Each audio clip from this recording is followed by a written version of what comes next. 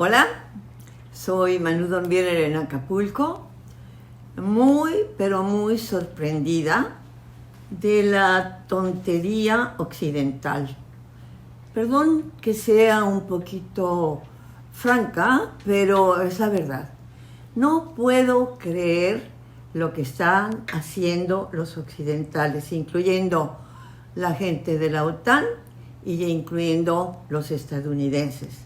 Son gente inteligente, son gente abierta, pero creo que están perdiendo un poco la dimensión de este momento del mundo. Cuando oí decir que se prohibía a los rusos su participación en las Olimpiadas, que tenían que desaparecer de todos lados. Pero lo peor fue cuando dijeron que no se podía leer a Dostoyevsky, uno de los mayores escritores mundiales. Estuve en la Unión Soviética 4 veces. En la Unión Soviética, la URSS. Y estuve al final con mi familia, con mis hijos y hasta nietos ya, en Rusia, en lo que fue Rusia cuando desapareció la Unión Soviética. Por otra parte, desde el punto de vista cultural, no puedo dejar de pensar más allá de la politiquería actual. Y dentro de toda esta sorpresa, para mí sorpresa, de la tontería, repito, y lo repetiré cuantas veces quieran, de Occidente en estos momentos, recordé a un francés que conocí leí sus libros en el momento de principios de este siglo, cuando cayeron las Torres Gemelas y supuestamente un avión entró en el Pentágono en Estados Unidos. Él escribió un libro que les voy a presentar. Es este, vean, nada más. Se llama Thierry Meyssan y se llama El Pentagate. En este libro, este hombre que leí, por supuesto leí en ese momento este libro y conocí a este señor, decía que era falso, que un avión se hubiera metido en el Pentágono.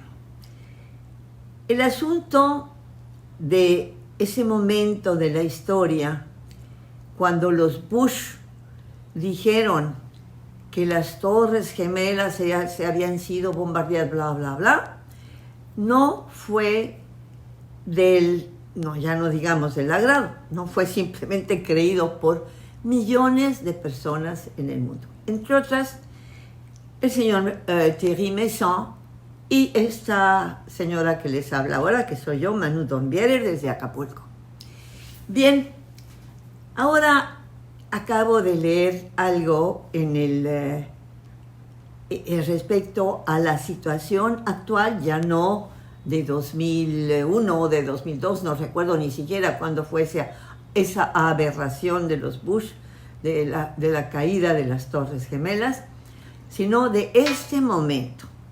¿Y qué dice este amigo Thierry Meyssan, que por cierto me invitó a desayunar un día de paso para la Unión Soviética, pero yo estaba en París en aquel momento.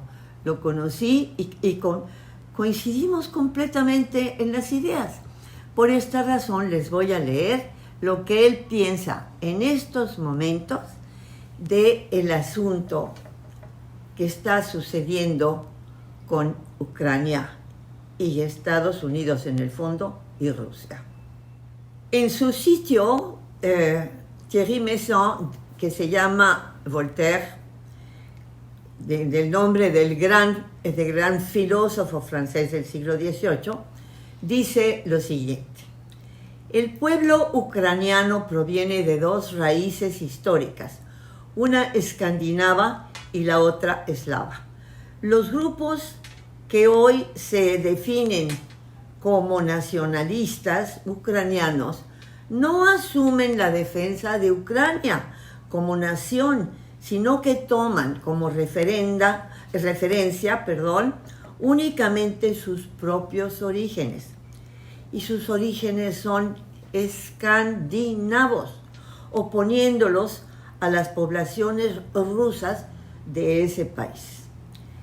La población ucraniana utiliza simultáneamente el idioma ruso, el ucraniano y también el húngaro, pero desde el 1 de septiembre de 2020, a raíz del putsch de la Plaza Maidán, se prohibió por ley el uso de cualquier otra lengua en Ucrania que no sea el ucraniano en la administración, en los servicios públicos y en la enseñanza.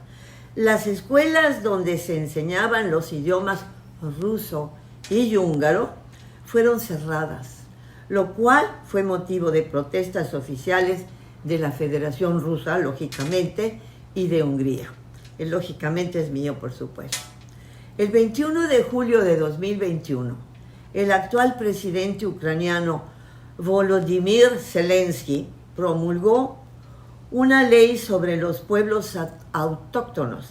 Esa ley estipula que solo los ucranianos de origen escandinavo, los de origen tártaro y los caraítas tienen derecho a gozar plenamente de todos los derechos humanos y de todas las libertades fundamentales. SIC, así lo dice. Por consiguiente, los ucranianos de origen eslavo no tienen derechos a esas libertades. Los neonazis ucranianos, porque lo son, utilizan constantemente los símbolos y referencias nazis, no solo el alfabeto rúnico de las lenguas protogermánicas, sino las cifras 14 y 88, que hacen referencia a las 14 palabras de los supremacistas blancos y a las iniciales del saludo nazi. Hay que recordar una cosa, eso paréntesis mío. Este señor Zelensky, que es el actual presidente de Ucrania, es judío y sin embargo está actuando en un sentido absolutamente por el nazismo de Ucrania. Regresemos a Thierry Meyssan. Las 14 palabras son el eslogan de David Lane. Tenemos que garantizar la existencia de nuestro pueblo y un porvenir para los niños blancos. En inglés, we must secure the existence of our people and a future for white children. O sea, ahí ya empieza la situación de racismo total. Solo los blancos existen, ¿verdad? David Lane, fallecido en 2007 en una cárcel estadounidense, es uno de los jefes de la organización terrorista supremacista estadounidense llamada La Orden. La cifra 88 es una referencia a la octava letra del alfabeto, la H, cuya repetición HH es la abreviación del saludo nazi Heil Hitler, y Heil Hitler. Sobre este tipo de referencias encriptadas, el grupo armado que el alcalde de Kiev, el ex campeón mundial de los pesos pesados, Vitaly Klitschko, ha designado en la capital para descubrir y matar saboteadores, entre comillas, entre los ucranianos de origen eslavo, se denomina C-14. La letra C es una referencia a los antiguos 100 de Sviatoslav y la cifra 14 indica su ideología como supremacista blanca. de los blancos.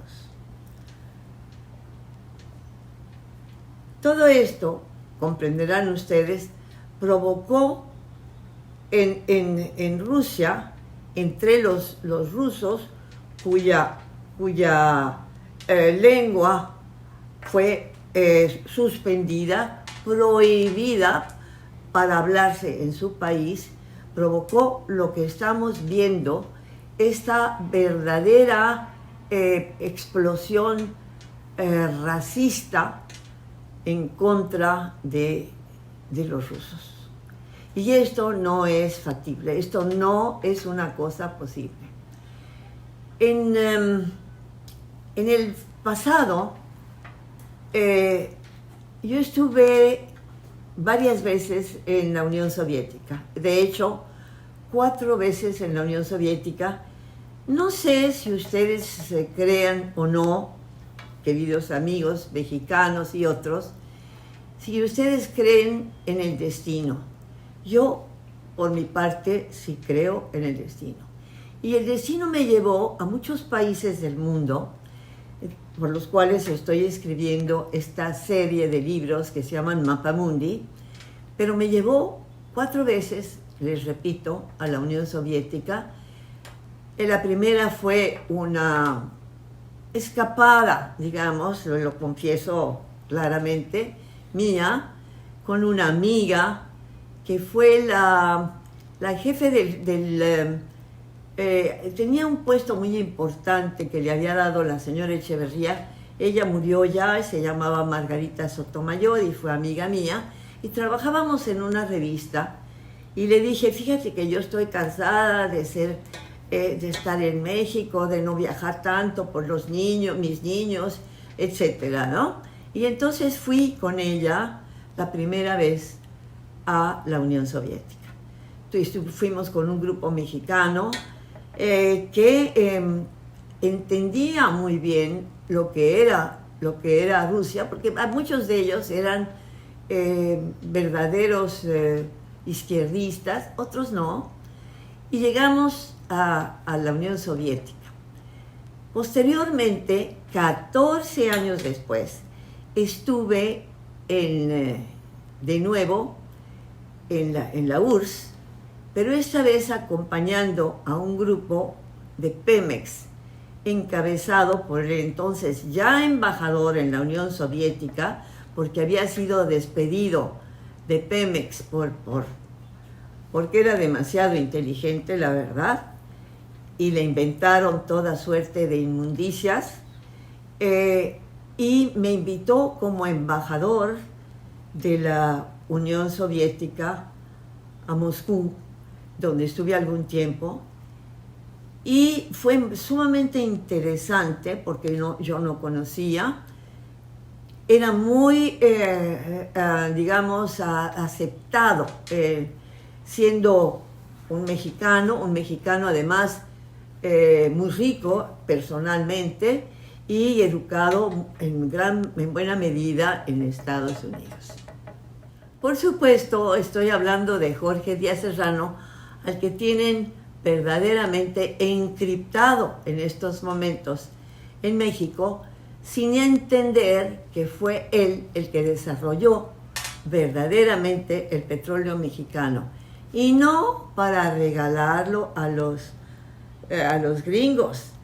Cuando hablo de los gringos, no quiero que se vayan a enojar, porque son los únicos que publican mis cosas y que tienen verdadera libertad de expresión, o tenían. Espero que, siendo mexicana, no me vayan a quitar de sus maravillosas cadenas televisivas, como están haciendo con todo el mundo, porque hoy ya no se puede en las cadenas estadounidenses hablar de nada de lo que a estos nuevos tecnócratas que son los actuales funcionarios, especialmente un cierto Blinken, que es el jefe de Estado el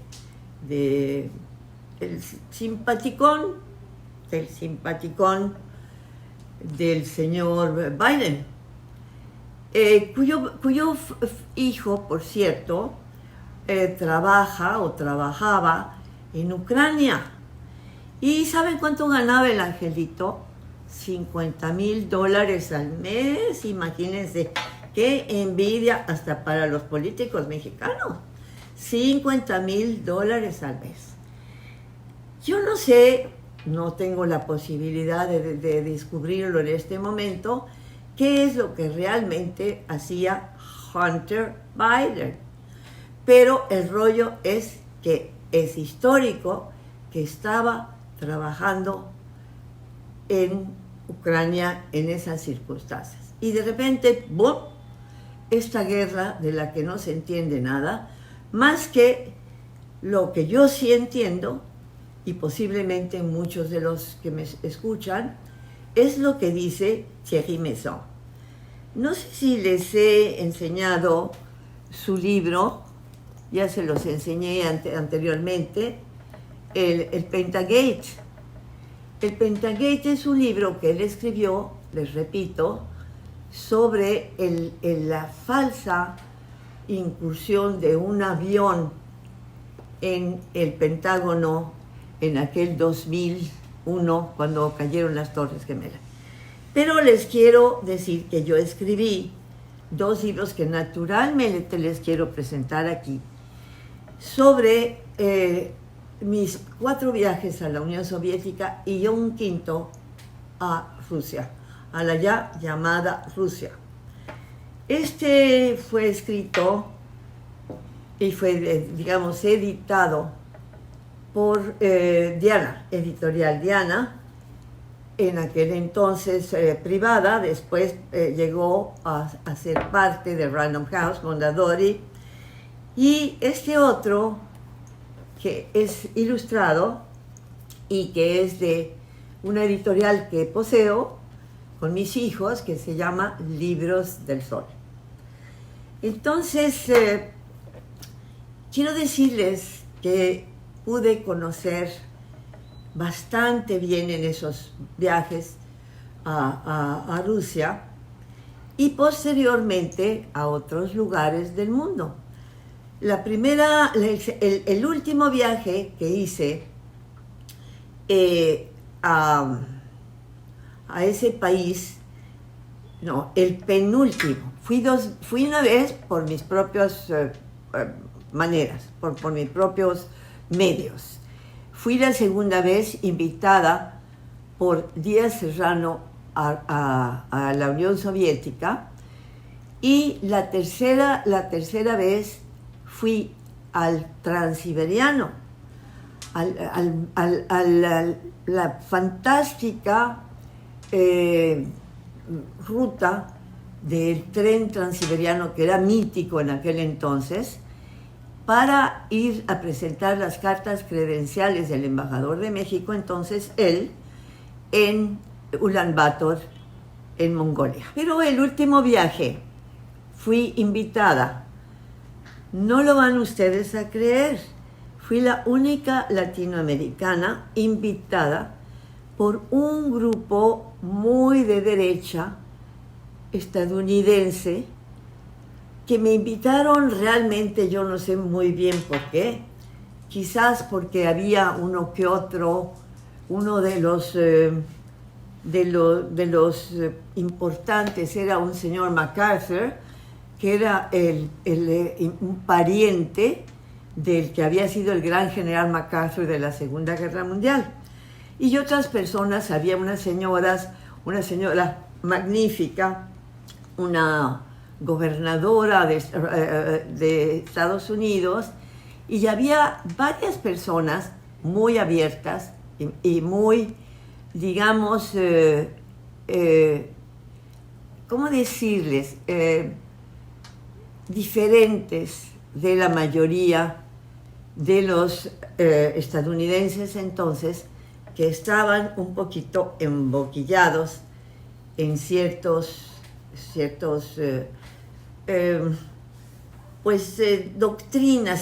doctrinas que tenían de todo es malo de aquí para allá y todo es bueno de aquí para acá. Actualmente el mundo se está dividiendo. Y se está dividiendo tontamente por esta gente de Ucrania, que tiene, como hemos visto, estos antecedentes en el documento que les leí de Thierry Meyssan, tiene estos antecedentes absurdos.